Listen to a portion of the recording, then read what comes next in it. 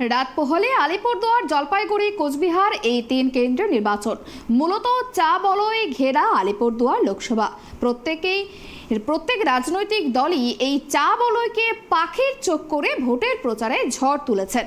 ভোটমুখী আলিপুরদুয়ারের EVM সরঞ্জাম নিয়ে রওনা দিয়েছেন ভোট কর্মীরা।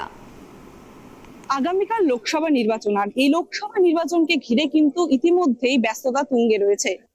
আলিপুরদুয়ার জেলার লোকসভা কেন্দ্রে মোট ভোটারের সংখ্যা রয়েছে প্রায় 18 লক্ষ, এবং এই 18 লক্ষ ভোটারদের মধ্যে বুথের সংখ্যা রয়েছে প্রায় 1867টি, যার মধ্যে 212টি রয়েছে মহিলা দ্বারা পরিচালিত বুথ।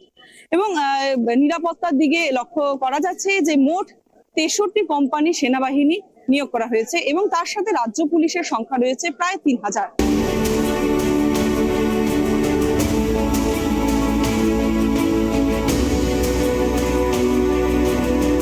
প্রথম ভোটের ডিউটি তো খুব এক্সাইটেড, ভালোই লাগছে। কোনো কি ভয় কাজ করছে আপনার মধ্যে? না, তেমন কোনো ভয় তো কাজ করছে না। আর আমাদের এই এরিয়া যথেষ্ট শান্ত, তেমন কোনো সময় তেমন ঝামেলা শুনিনি, তো ভয়টা নেই। আচ্ছা, কি কি কাজের থেকে আপনি বিলংস করেন?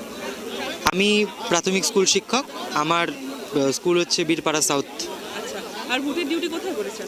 আমার কুমারগ্রামে। ভালোই লাগছে, ভীষণ একটা নতুনত্ব অভিজ্ঞতা হবে, এই জন্য আমরা এক্সাইটমেন্টও কাজ করছে সেই সঙ্গে, যে এক্সাইটমেন্ট থাকবে।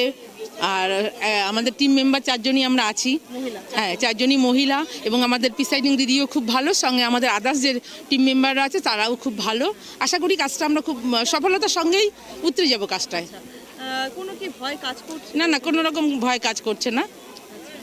নিরাপত্তার বিষয়টাতে কোনো রকম কি আর্জি রেখেছিলেন বা কিছু মনে করছেন? না, এখন পর্যন্ত যতটুকু আমরা কাজ করলাম ঠিকঠাক চলছে, সব ব্যবস্থা ভালো আছে, সিস্টেম ভালো আছে।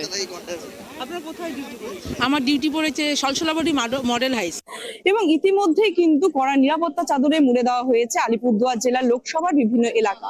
আলিপুরদুয়ার জেলার লোকসভার ভৌগোলিক দিক থেকে বলা যেতেই পারে যে পাশেই রয়েছে পার্শ্ববর্তী দেশ ভুটান, এবং তার সাথে পার্শ্ববর্তী রাজ্য আসাম, যার ফলে কিন্তু অপ্রীতিকর ঘটনা যাতে না ঘটে সেই দিকে কিন্তু নজর রাখছেন কেন্দ্রীয় বাহিনী থেকে শুরু করে রাজ্য পুলিশ।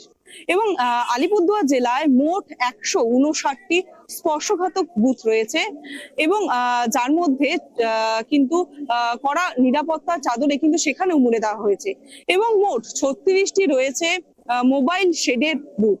এখন দেখার বিষয় আগামীকাল কি হয় এই আলিপুরদুয়ার লোকসভা কেন্দ্রের ভোটে।